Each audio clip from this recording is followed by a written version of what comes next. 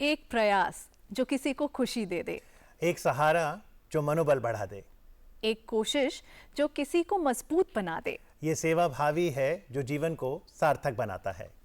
और आज हमारे साथ एक ऐसे ही मेहमान मौजूद हैं जो सेवा भाव के साथ कैंसर के प्रति लड़ाई में लोगों की मदद कर रहे हैं। स्वागत कीजिए प्रफुल्ल कुमार जी का। नमस्कार। आप हैं chairman Samita Mishra memorial foundation for cancer research से।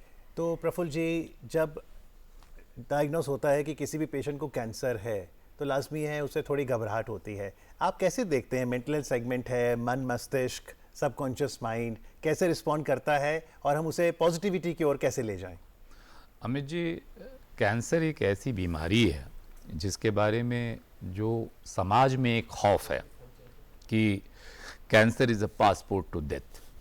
और जब कहीं किसी भी व्यक्ति को कैंसर होता है तो वो ये समझ लेता है कि अब हम जीने वाले नहीं हैं, तो बीमारी से उसका ध्यान बिल्कुल हट जाता है और वो ये तय करने लगता है कि हमारे बाद हमारा परिवार जो है वो किस तरीके से रहेगा। और वो जब ये सोच ही लेगा, उसके विचार में ये तय हो गया कि मुझे कैंसर है, मुझे मरना है, तो निश्चित रूप से डॉक्टर्स लाख कोशिश कर लें उसे बचाया नहीं जा सकता है। सबसे इम्पॉर्टेंट है बिलीफ सिस्टम, कि हम अपने विश्वास को कैसे बनाकर रखें कि हाँ, ये भी एक आम बीमारी है, अर्ली स्टेज में डिटेक्ट हुआ है, सर्जरी होगी, रेडिएशन होगा, कीमो होगा, 1 से 2 से 3 महीने में मैं क्योर हो जाऊंगा और एक नॉर्मल लाइफ लीड कर सकता हूं। यही विश्वास दिलाना हम लोगों का मेन काम होता है केयर गिवर में। जी देखिए प्रफुल्ल जी, शरीर को आराम चाहिए और मस्तिष्क को सुकून चाहिए। अब ऐसे में चाहे वो मरीज हो चाहे वो केयर गिवर हो, अब वो जो मस्तिष्क की जो मनोबल है उसको बनाए रखना वो बड़ा कठिन हो जाता है। उसमें क्या किया जा सकता है? ये सबसे इम्पोर्टेंट, बहुत सही प्रश्न है आपको। और सिर्फ कैंसर के लिए नहीं, किसी भी बीमारी में जो हमारी जो स्वयं के जो विचार हैं उसकी बहुत बड़ी भूमिका होती है।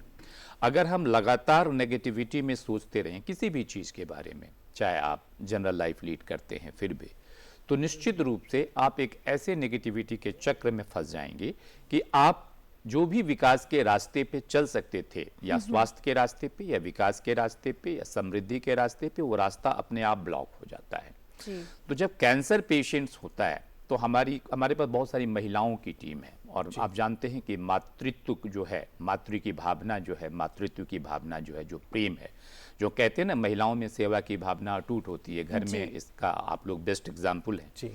तो उनकी टीम हम उन कैंसर पेशेंट्स के घर घर भेजते हैं। अब मैं तो एक एनजीओ हूं तो हर जगह नहीं भेज सकता, लेकिन जो हमारा सिस्टम हमें अलाउ करता है। और कैंसर पेशेंट्स के साथ सबसे इंपॉर्टेंट है कि आप 1 घंटे 2 घंटे बातचीत करें, उन्हें मोटिवेट करें कि देखिए ये बीमारी कुछ भी नहीं है, आप अधिक सोचने की कोशिश नहीं करें, आप जल्द से जल्द ठीक हो जाएंगे। जी, आपने खुद भी अपनी अर्धांगिनी को कैंसर से जूझते हुए देखा है, आपने उनको खोया है इस जंग में, तो उस समय पर क्या स्थिति थी? और ये जानना चाहेंगे कि कैसे देरी हो जाती है लोगों को कि कैंसर का ट्रीटमेंट समय पर हो नहीं पाता है। ये मतलब हमारे लिए एक बड़ा ही एक इमोशनल, और उस वक्त में काफ़ी इग्नोरेंट था मैं, मुझे कैंसर के बारे में कोई नॉलेज नहीं था। तो उन्हें टंग कैंसर था और हमने सारे डॉक्टर से दिखाया, न टोबैको लेती थी, ना किसी भी प्रकार का वो गलत चीज़ जो खाया जाता है वो खाती थी, मैं खाता था उस समय, तो कुछ भी वो नहीं करती थी। उसके बाद कोई ये विश्वास करने के लिए तैयार नहीं हुआ डॉक्टर्स कि इन्हें कैंसर है। तो कैंसर नहीं है तो फिर बायोप्सी नहीं हुआ। तो हम जिन डॉक्टर्स के पास जाते थे वो 4 मेडिसिन लिख दिया करते थे। इसीलिए आपकी तमाम श्रोताओं को मैं कहना चाहूँगा, इवन इफ डॉक्टर सजेस्ट कि नहीं ये कैंसर नहीं है और कोई भी अल्सर आपके मुंह में 15 दिन से ज़्यादा टिक रहा है, तो आप बगैर किसी डॉक्टर को सुने हुए बायोप्सी जरूर कराएं। ये बहुत इंपॉर्टेंट है। प्रफुल्ल जी, ये भी बताइए कि चाहे बायोप्सी हो या अर्ली स्क्रीनिंग का कोई भी टेस्ट, अगर उसका कुछ खर्चा आता है, तो जैसे आपकी संस्था है जो कि आपकी वाइफ के नाम पे ही है, समिता जी की, तो फिर क्या ये निःशुल्क उपलब्ध है? हाँ, बायोप्सी तो हम लोगों का जो मेन काम यही होता है कि आम तौर पे क्या होते हैं, हमारे पास डेली बहुत सारे फ़ोन आते हैं और वो आम तौर पे गरीब तबकों का फ़ोन होता है। तो हम लोग तो अर्ली डिटेक्शन के फील्ड में अमित भाई काम करते हैं कि हमारे कैंप लगते हैं, जो हमारी रिच है कि हमारे कुछ इलाके बिहार से हैं, दरभंगा, मधुबनी, सहरसा का एरिया है, और कुछ इलाके दिल्ली के जो अनऑथराइज्ड कॉलोनीज हैं, जहां पर आमतौर पर लोअर मिडिल क्लास के लोग रहते हैं, वहां पर हमारा डिटेक्शन कैंप होता है, जिसमें oral cancer detection camp, breast cancer detection camp. उसमें हम जब अर्ली स्टेज में उसको डिटेक्ट कर लेते हैं तो बहुत सारे ऐसे हॉस्पिटल्स हैं, सरकारी हॉस्पिटल, जहां हम लोग डॉक्टर्स को रिक्वेस्ट करते हैं। सबसे बड़ी दिक्कत क्या होती है अमित जी सरकारी हॉस्पिटल्स में, कि अगर किसी को ओरल कैंसर है तो अगर वो फर्स्ट स्टेज में है तो एक मामूली से सर्जरी से वो ठीक हो जाएगा, ना उसको रेडिएशन की जरूरत पड़ेगी, ना उसे कीमो की जरूरत पड़ेगी। लेकिन प्रफुल्ल जी, अगर कैंसर का इलाज पाना है तो बहुत ज़रूरी है शुरुआती लक्षण जान के जनता इन शिविरों में भी आए। अब हमने देखा 17 सितंबर को अपने जन्मदिवस पर प्रधानमंत्री जी ने अभियान की लॉन्च की, स्वस्थ नारी सशक्त परिवार, और देश भर में ऐसे बहुत से स्वास्थ्य शिविर हैं जहां पर महिला जा सकती है और स्क्रीनिंग करा सकती है जीवन शैली से जुड़ी बीमारियों की। क्या जनता आगे आती है स्क्रीनिंग कराने? बिल्कुल आती है। आपको मोटिवेट, देखिए ये भी एक काम है एनजीओ का, क्योंकि होता क्या है कि मेरी एक मैगजीन है कैंसर भगाओ, ठीक है, तो हम फ्री डिस्ट्रीब्यूट करते हैं, बहुत लोगों में करते हैं। अच्छे अच्छे लोगों की बात बता रहा हूं, वो मैगजीन को कितने घरों से पार्क में फेंक देते हैं कि कैंसर भगाओ मैगजीन रखने से भी हमें कैंसर हो सकता है। ये थॉट ऐसा नहीं कि गरीबों में है, पढ़े लिखे लोगों की बात कह रहे हैं। तो आप जिस चीज के बारे में इस तरीके से लेंगे तो नेचुरली है कि उसके बारे में आप काफी हद तक मैगजीन नहीं भगानी, कैंसर भगाना है, ये बड़ी इंपॉर्टेंट चीज है। जब आप एक प्रयास कर रहे हैं किसी बदलाव के लिए, किसी की मदद करने के लिए, तो बहुत सारे चैलेंजेस भी आते हैं।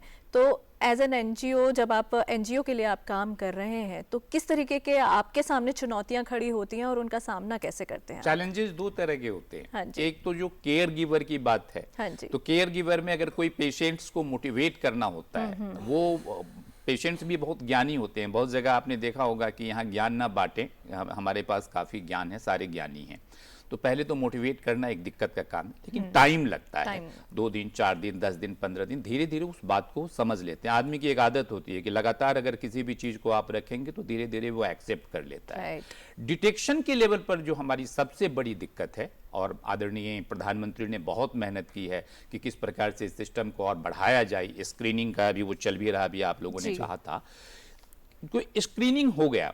अब हॉस्पिटल्स में हम फोन करेंगे कि इनको सर्जरी की जरूरत है। अब हुआ क्या कि कैंसर में स्क्रीनिंग के बाद अगर 6 महीने का टाइम मिलेगा सर्जरी के लिए, तो वो फर्स्ट स्टेज का कैंसर 3rd स्टेज के कैंसर में तब्दील हो जाएगा, और तब सर्जरी के बाद भी पेशेंट नहीं बच पाएगा। तो यहाँ पर सबसे ज्यादा दिक्कत हमें एनजीओ के रूप में फेस करना पड़ता है, क्योंकि उन गरीब को हम बड़े बड़े हॉस्पिटल में तो भेज नहीं सकते। हालांकि अब तो भारत सरकार ने आयुष्मान कार्ड के माध्यम से उस समस्या को भी बहुत हद तक नेगोशिएट करने की कोशिश की है। उम्मीद है आने वाले दिनों में ये और आसान होगा, लेकिन इस तरीके से हम लोग काम करते हैं और यही हमारी दिक्कत आती है। तो जैसा आपने अपने स्वयं का एग्जांपल भी दिया, अब वार्निंग्स आती हैं, सिगरेट के पैकेट पे लिखा है धूम्रपान सेहत के लिए हानिकारक है, तो फिर अगर कोई प्रण करे मैं आज से ही छोड़ना चाहूंगा, इसमें आप फिर कैसे हेल्प करते हैं? ये जो है ना, आज से ही छोड़ पाऊंगा, ये जो संकल्प का कॉन्सेप्ट है अमित भाई, ये बड़ा ही विवादित कॉन्सेप्ट है। अच्छा। होता क्या है कि पहले आपको एक्सेप्ट करना होता है कि मैं सिगरेट पी रहा हूं, ठीक है ना। दूसरा ये एक्सेप्ट करना पड़ता है कि सिगरेट एक हानिकारक चीज है। आप एक बार में, ऐसे तो बहुत बिरले लोग होते हैं, मिलते हैं हमें। हमारा एक मित्र है, वो सबको सौंफ बांटता है, जो गरीब रिक्शे वाले होते हैं, लेबर क्लास के लोग होते हैं, वो टोबैको, हमारी संस्था से जुड़ा हुआ है वो, तो वो उनको सौंफ के माध्यम से छुड़ाने की कोशिश करता है। उतना स्ट्रांग विल पावर होना ये बहुत ही कठिन चीज है कि एक बार में आप छोड़ दें। लेकिन आपने एक बात बहुत खूबसूरत कही थी कि जो हमारा सबकॉन्शियस माइंड है, कि वो अल्टीमेटली विल पावर है, वही पे आ रहा था। ज्यादा आप कहते हैं कि पढ़ा लिखा नहीं है सबकॉन्शियस? नहीं, बिल्कुल नहीं पढ़ा लिखा है, वही मैं कहने क्या रहा था। फिर हमारे लिए सबसे इंपॉर्टेंट है, तो सुबह सोकर जब हम उठते हैं जी, और रात में जब हम सोने के लिए जाते हैं, उस समय हमारा सबकॉन्शियस माइंड सबसे ज्यादा एक्टिव होता है। और उस एक्टिव पीरियड में अगर 25 से 30 मिनट का हम इस तरह की बातों को अपने सबकॉन्शियस माइंड को फीड करते हैं कि मैं स्वस्थ हूं, मैं आनंदित हूं, मैं प्रसन्नचित हूं, और मैं किसी भी प्रकार का नशा नहीं करता हूं, तो धीरे धीरे वो फीलिंग्स जो है वो हमारे अंदर आना। एक चीज आप गौर करेंगे अमित जी, कि ये आपने भी फील किया होगा कि अगर आप अपने किसी दोस्त को 2 दिन, जो दोस्त काफ़ी दिनों से आपसे मिला नहीं, और लगातार आप उसे याद करें कि अमित जी ने फ़ोन नहीं किया, अमित जी से बहुत दिनों से बात नहीं हुई, तो अमित का कॉल आ जाएगा मेरे पास। ये हमारा सिस्टम है। अगर वो an autobiography of a saint आपने पढ़ा होगा वो किताब, उसमें इस सिस्टम को बहुत तरीके जो से आप सबकॉन्शियस माइंड को फीड कर रहे हो, आउटकम वैसे ही आएगा। आउटकम हर चीज में आएगा। इसीलिए जब मैडम ने पूछा कि अब वो पेशेंट्स को कैसे हेल्प करता है, तो बस अगर वो पेशेंट्स इस तरीके से सोचना शुरू कर देता है कि मैं स्वस्थ हूँ। बहुत सारे एग्जांपल्स, अभी अपना एक क्रिकेटर था जिसका लिगामेंट टियर हुआ था, बहुत बुरी तरीके से टियर हुआ था, भारतीय टीम में वो 4-5 महीने में शामिल कर लिया गया, जबकि आम आदमी उठ भी नहीं सकता था बेड से। तो ये शक्ति है। आपने ऋषभ पंत की बात की और साथ ही कैंसर की बात करें तो युवराज सिंह कैंसर सर्वाइवर हैं, और ऐसी स्टोरीज हमारा मनोबल बढ़ाती हैं। आज कार्यक्रम में आके हमें कैंसर के बारे में जानकारी देने के लिए, अपनी एनजीओ की गतिविधियां बताने के लिए आपका बहुत बहुत आभार Praphull ji. Thank you so much.